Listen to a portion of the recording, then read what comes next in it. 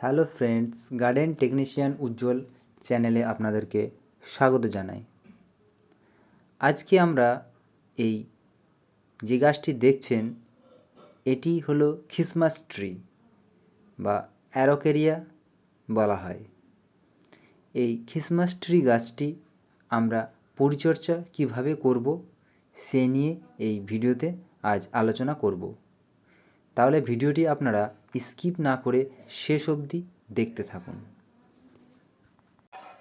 প্রথমে আপনাদের একটা জিনিস ক্লিয়ার করে দিই, এই গাছটি ইনডোর এবং আউটডোর এই দুই জায়গাতেই আপনারা লাগাতে পারেন।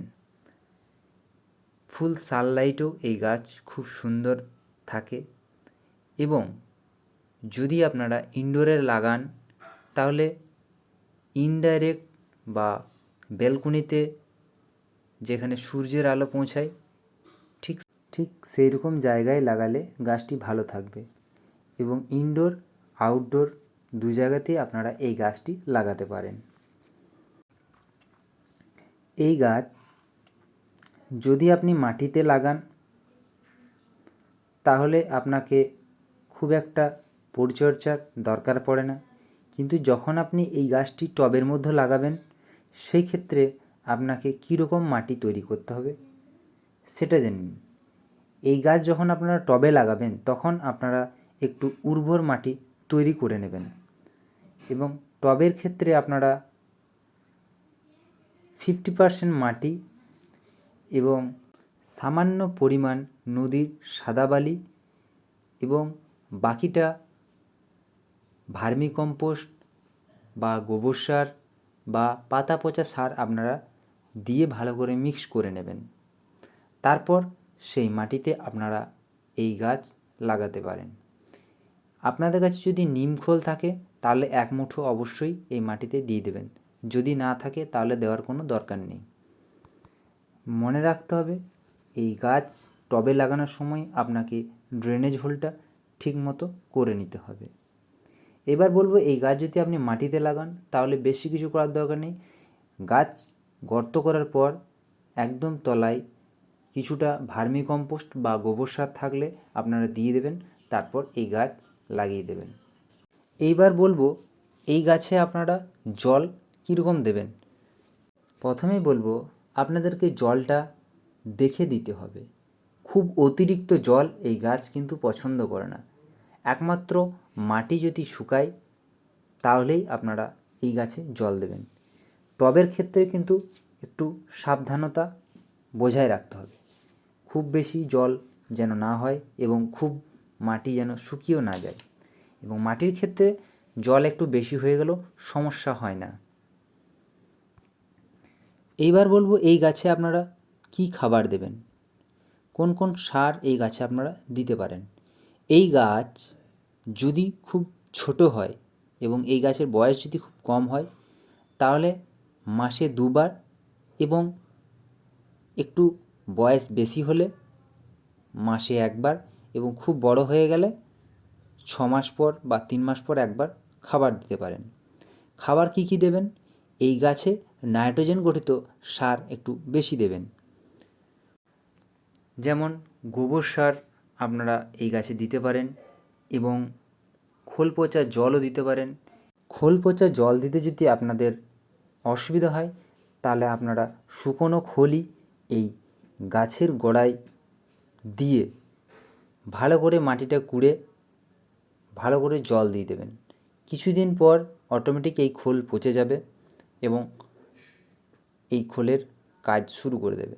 খোল পচিয়ে দেওয়া কারণ হচ্ছে কাজটা দ্রুত করে এবং খোল শুকনো দেওয়ার কারণ হচ্ছে কাজটা একটু লেট হয়, কিন্তু শুকনো দিলেও কাজ হয়। এই যে বড় বড় গাছগুলি দেখতে পাচ্ছেন এইগুলি হচ্ছে আউটডোরে লাগানো, দেখতেই পাচ্ছেন। এই গাছগুলি আমরা বরফের জায়গায় বেশি দেখতে পাই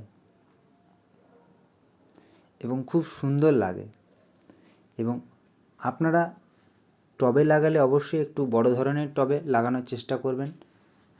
যেই টবগুলো দেখলেন সেটা হচ্ছে 10 ইঞ্চি টব এবং সেই 10 ইঞ্চি টবে আপনারা এই খাবারগুলো দিতে পারেন। খোল পচা জল বা গোবর সার, ভার্মি কম্পোস্ট, বোন ডাস্ট, হালকা পটাশ এবং যে কোনো এনপিকে আপনারা পরিমাণ মতো দিতে পারেন। এবং এই সারগুলি আপনারা টবের কিনারা বরাবর দেবেন। দেওয়ার পর মাটিটা ভালো করে কুড়ে সারটি মিক্স করে নেবেন। তারপর সেই মাটিতে জল দিয়ে দেবেন। এই গাছে তেমন কিছু পোকামাকড় লাগে না বললেই চলে, তাই স্প্রের ব্যাপারে আমি কিছু বলছি না। যদি আপনাদের গাছে কোনো রকম রোগ লেগে থাকে বা কোনো রকম পোকামাকড় লেগে থাকে, অবশ্যই আপনারা কমেন্ট বক্সে জানাবেন। আমি আপনাদেরকে জানিয়ে দেব কী স্প্রে করতে হবে। কিন্তু মনে রাখতে হবে, বেশি জল দিলে কিন্তু এই গাছের পাতাগুলো ঝরে যায় এবং হলুদ হয়ে যাওয়ার সম্ভাবনা বেশি থাকে। একটা জিনিস আপনাদেরকে জানিয়ে রাখি, আপনারা যদি এই গাছটি টবে লাগিয়ে থাকেন এবং সেই টবের গাছের পাতা যদি সবুজ রাখতে চান, তাহলে আপনাদেরকে 3 থেকে 4 ঘন্টা রোদ পায় ঠিক এমন জায়গায় আপনাকে এই গাছটি রাখতে হবে। এবং এই টবের গাছ যদি ফুল সানলাইটে সারাক্ষণ রেখে দেন, তাহলে কিন্তু পাতা ঝরে যাবে এবং সবুজ ভাব চলে যাবে, পাতা হলুদ হয়ে যাওয়ার চান্স বেশি থাকে। তাই সকালের 2 থেকে 3 ঘন্টা বা 4 ঘন্টা রোদ পায় ঠিক এমন জায়গায় গাছটি রাখবেন। আরেকটা জিনিস জানিয়ে রাখি, এই গাছের শীতকালে কিন্তু ডরমেন্সি পিরিয়ড চলে এবং শীতকালে আপনারা এই গাছে যতই খাবার দেন, এই গাছ কিন্তু কোনোভাবেই বৃদ্ধি পাবে না। এই গাছের বৃদ্ধির সময় হচ্ছে ফেব্রুয়ারি অক্টোবর। এই ফেব্রুয়ারি অক্টোবরে এই গাছের গ্রোথ খুব বেশি হয়। এই গাছের যদি আপনারা প্রোপোগেট করতে চান, আপনারা ডাল কাটিং করে প্রোপোগেট করতে পারেন, নতুন চারা তৈরি করতে পারেন। এবং সর্বশেষ আপনাদেরকে একটা জিনিস জানিয়ে রাখি, এই গাছের শিকড় কিন্তু খুব কম, তাই এই গাছ বারবার রিপোর্ট করার চেষ্টা করবেন না।